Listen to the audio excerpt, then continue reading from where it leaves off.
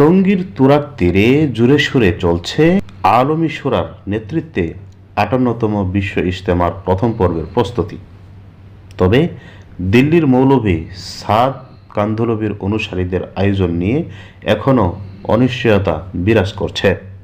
সরকারের অনুমোদন ও প্রশাসনিক সিদ্ধান্ত নিয়ে মতবিরোধের কারণে সাদপন্থীদের দ্বিতীয় পর্বের ইজতেমার আয়োজন ঝুলে আছে।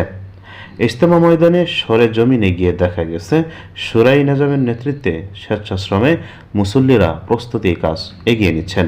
ইতিমধ্যে ময়দানের ৯০% কাজ সম্পন্ন হয়েছে। শুরাই নিজামের মিডিয়া সমন্বয়ক হাবিবুল্লাহ রায়হান বলেন, আমাদের প্রস্তুতি শান্তিপূর্ণভাবে এগোচ্ছে।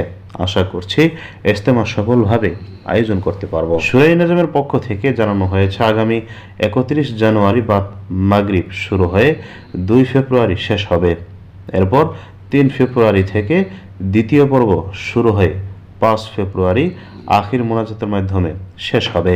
এদিকে টঙ্গী পশ্চিম থানার ওসি ইস্কান্দার হাবিবুর রহমান জানিয়েছেন, মুসল্লিদের নিরাপত্তায় পর্যাপ্ত পুলিশ ও র্যাব মোতায়েন থাকবে। পুরো ময়দান সিসিটিভির মাধ্যমে নিয়ন্ত্রিত থাকবে। দ্বিতীয় পর্বের ইজতেমার সময় পরিবর্তনের বিষয়ে এখনও চূড়ান্ত সিদ্ধান্ত হয়নি। সংঘর্ষ ও মামলা পাল্টা মামলায় সাদপন্থীদের আয়োজন নিয়ে অনিশ্চয়তা থাকলেও আলমী শূরার প্রথম পর্বের প্রস্তুতি পুরোদমে চলছে। আগামী ৩১ জানুয়ারি শুরু হতে যাওয়া ইজতেমার প্রথম পর্ব শান্তিপূর্ণভাবে সম্পন্ন করার লক্ষ্যে প্রশাসনও তৎপর রয়েছে।